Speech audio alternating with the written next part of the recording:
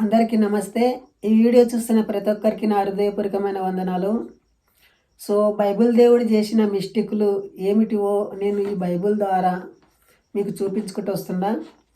దీని మీద పరిశుద్ధ గ్రంథం అని రాసిండ్రు, కానీ దీంట్లో కొన్ని లాజిక్లు మిస్ అవుతుంటాయి. దయచేసి అవేవో మీరు ఈ వీడియోలో చూస్తారు.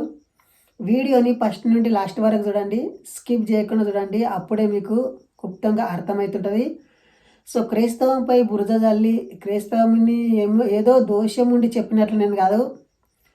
నేను చెప్పేది ఏమిటంటే నిజం తెలుసుకోవాలి, ప్రజలు నిజం తెలుసుకోవాలి. నా తోటి సోదరులు అందరూ కూడా నిజం తెలుసుకోవాలనే ఈ వీడియో చూస్తున్నా. మీరు గమనించింది ఏమిటంటే ఇక్కడ అన్యాయమా న్యాయమా చూడాలి. అక్కడ దేవుడైనా వండుకోకో, దేవదూత అయినా వండుకోకో, విశ్వాస అయినా వండుకోకో, పాస్టర్ అయినా వండుకోకో. న్యాయాన్ని చూసేటట్లు మనం చూడాలి. మనకు న్యాయము ధర్మము ఇదే మనకు మెయిన్ ముఖ్యం. అక్కడ దేవుడైనా వండుకోకో, ఎవరైనా వండుకోకో. సరే, ఒక కొంగ ఉన్నదంట. కొంగ చెరువులో ఒంటికాలు జపం చేస్తున్నదంట. ఒకటే కాలు మీద నిలబడి జపం చేస్తున్నదంట. ఎవరు? కొంగ. జపం చేస్తే ఈ చేపలు అక్కడ ఉన్న చేపలన్నీ ఏమనుకున్నాయంట, ఈ కొంగను చూసి, కొంగని అట్లా ఏనికి తల కిందికి వేసుకొని ఇలా పడవు, నీకు ఏమైంది అంటున్నాన్ని చేపలు అన్నీ కొంగకు అడిగినాయంట. కొంగ ఏమంటుందంట చేపలకు, ఏం లేదు, ఈ సముద్రము కొన్ని రోజులైతే ఎండిపోతుంది. మిమ్మల్ని వేరే సముద్రానికి ఎట్లా ట్రాన్స్ఫర్ చేయాలి అంటున్నాని ఆలోచన చేస్తుండా అంటున్నాని అన్నదంట కొంగ. ఈ కొంగ లోపట ఏముండే, ఈ చేపలని ఎట్లా తినాలనప్ప, ఒకటొకటి అయితే నాకు దొరకకొచ్చినాయి, నీళ్ళలో ఎక్కడో లోపడిపోతున్నాయి, నాకు దొరకాయి అంటే ఆలోచన చేసి ఆ ఐడియా చేసిందంట. కానీ ఈ చేపలు ఆ కొంగ ఒక మోసంని గుర్తించలేక, మా కోసం మంచిగా చెప్తున్నాడు కదా అంటున్నాని, సరే ఇప్పుడు ఏం చేయాలి అంటున్నాని కొంగని అడిగినంట చేపలు. అప్పుడు కొంగ అంటదంట, మిమ్మల్ని ఒకరినొకరు తీసుకుపోయి ఆ సముద్రంలో విడిసొస్తా, అక్కడ మీరు హాయిగా ఉంటారంటనని చెప్పిందంట కొంగ. సరే అంటనాని ఒక్కొక్క చేప తీసుకొని పోయి అక్కడ పక్కకు పోయి ఆ చేపలను తిని వస్తున్నదంట.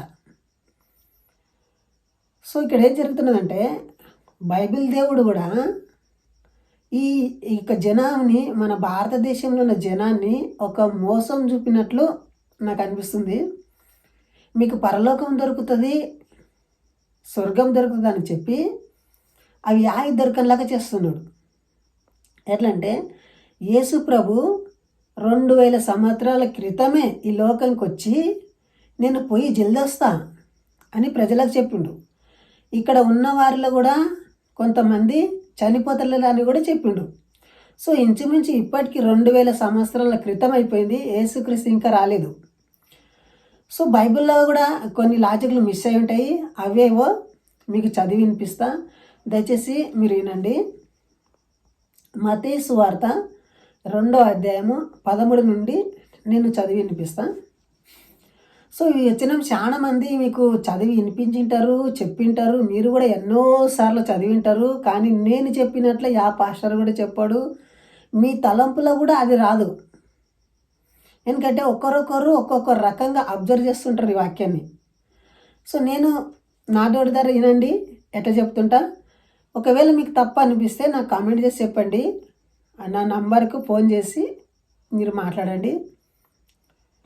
నేను చదువుతా ఇప్పుడు 13వ వచనం, మత్తయి సువార్త 2వ అధ్యాయము 13వ వచనం నుండి.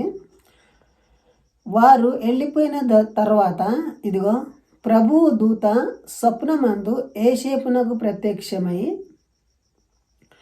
ఏరేదు ఆ శిశువును సంహరింపవలనని ఆయనను వెతకపోతున్నాడు గనుక నీవు లేచి శిశువును ఆయన తల్లిని వెంట పెట్టుకొని ఐగుప్తునకు పారిపోయి నేను నీతో తెలియజేయ వరకు అక్కడ ఉండమని ఆయనతో చెప్పాను. ఇది ఒక్కటే వచనం అండి, నేను చదువు వినిపిస్తా. ఏమిటంటే ఇక్కడ స్వప్నమందు కలలో వచ్చిందంట. ఎవరు? దేవదూత. ఎవరికి వచ్చింది? యేసేపుకి వచ్చిందంట. ఏమంటున్నది? నీవు లేచి వెంటనే ఈ యేసుని, ఈ తల్లి మరియని ఎంట పెట్టుకొని ఐగుప్తు దేశమునికి పో. నేను చెప్పినంత వరకు ఇక్కడ రానే రాకు. ఏనికంటే ఈ హేరోదు రాజు ఈ యేసు బాలుని చంపుతున్నాడు. అందుకే రక్షించడానికే నీకు ఒక ఉపాయం చెప్తున్నా. ఇక్కడ నుండి లేచి ఐగుప్తునకు పో అని చెప్తున్నాడు. దీంట్లో ఏం తప్పు ఉండదు అని మీరు అనుకుంటుండొచ్చు. సో ఇక్కడ పాయింట్ ఉన్నది. అదే ఊరిలో, అదే రీజన్, అదే సీజన్లో 2000 కంటే ఎక్క కానుపులయ్యండి. 2000 కంటే ఎక్క పిల్లలు పుట్టి ఉండ్రి ఆ ఊరిలో. సో ఆ పిల్లలకు కూడా, ఆ ఊర్లకు కూడా చెప్పలే కదా దేవదూత. ఒకవేళ వీళ్ళని కూడా చంపుతుండొచ్చేమో అంటనని. సో దేవదూత చెప్పింది, ఈతని తల్లిని పిల్లగాన్ని గాడిద మీద ఎక్కించుకొని ఐగుప్తుకు పోతాడు. ఎవరికి చెప్పాడు? ఇట్లా మాట్లాడిన దేవదూత వచ్చి నాకు చెప్పే మా యేసును చంపుతారంట, మేము అక్కడ పోతున్నామంటనని. ఇతను కూడా ఎవరు చెప్పపాయ, దేవదూత కూడా ఎవరు చెప్పపాయ, చెప్పేది ఉంటే కదా. సో నేను అన్నది ఏమిటంటే, అక్కడ జ్ఞానులు వచ్చి మళ్ళీ హేరోదుకు చెప్తారు. ఏమంటారు? యేసుక్రీస్తు ఈ ఊర్లోనే పుట్టిండు అంటారని చెప్తారు. ఆ జ్ఞానులకు యేసుక్రీస్తు పుట్టిండని గుర్తున్నది, కానీ ఆ ఊర్లో లేరని చెప్పరు. అది తెలియదు వాళ్ళకు. సో అప్పుడు హేరోదు రాజు ఏం చేస్తాడంటే, ఆ యేసుని వదిలిపెట్టి 2000 మంది పిల్లలు అక్కడ ఉంటారు కదా, అందరిని తలకాయలు కోసి చంపేస్తాడు. అర్థమవుతుందా? 2000 మంది పిల్లలని బలియాగం చేసిండు, అందరిని చంపేసిండు. ఇది మీకు మాకు ఏమి బాధగా అనిపించదు, ఎందుకంటే మన పిల్లలు కాదు కాబట్టి ఎంతైతే కూడా కొంతనే బాధపడతాము. కానీ రియల్గా తల్లి తన పిల్లలను పోగొట్టుకుంటే ఎంత బాధపడుతుందో, ఎంత లోపల కల్మషంలో ఉంటారు, ఎంతగానో యేసుక్రీస్తు మీద తిట్టి ఉంటారు. ఈ యేసుక్రీస్తుకిన పుట్టకపోతే మా పిల్లలు మాకు బతుకుతుండ్రు కదా అంటనని. ఆ రోజు ఆ ఊర్లో అంతా రక్తమైపోయింది. ఎక్కడైతే యేసుక్రీస్తు పుట్టిండు కదా అక్కడ.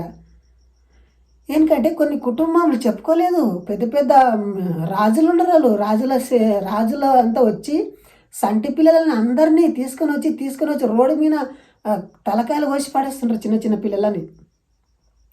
సో ఇక్కడ మీకు ఏమనిపిస్తున్నది? నిజంగా దేవుని సామర్థ్య, దేవుని కృప, దేవుని దయ ఉంటే అసలు ఇన్స్టెంట్ నుండి దేవుడు తప్పిస్తుండే కదా. యేసుక్రీస్తుని ఒక్కరినే తక్కిచ్చే, బాకీ 2000 పిల్లలని వాళ్ళ జీవితాలు ఏమి కావాలి? వాళ్ళ కోసం ఆలోచన చేయరా? బాగా ఆలోచించండి నా మాటలు. దేవదూత వచ్చి సిర్ఫ్ యేసేపుకి ఒక్కటే చెప్పే, కానీ అందరికి రక్షించడుండే కదా అక్కడ. సో దయచేసి నా మాటలు ఆలకించండి. ఈ బైబుల్ ద్వారా ఏ సత్యాలు కూడా మనము తెలుసుకోలేము. వాళ్ళు తెలుసుకుంటే కూడా నిజాలు లేకుండా ఇవి చెప్తుంటారు అట్లనే. సో దయచేసి మీకేమన్నా ఈ దాంట్లో ఏమైనా డౌట్ ఉంటే నాకు ఫోన్ చేసి అడగండి. సో న్యాయాన్ని గుర్తించలే మీరు.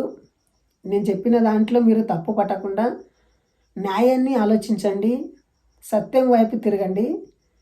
సో మన దేశం గొప్పది, మన హిందుత్వం గొప్పది, మన అందరం సోదర భారంతో కలిగి ఉండాలని ఈ వీడియో చేస్తుండా.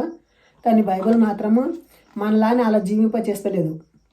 సో ఇంతవరకు ఈ వీడియో చూసినందుకు జై హింద్, వందే భారత్.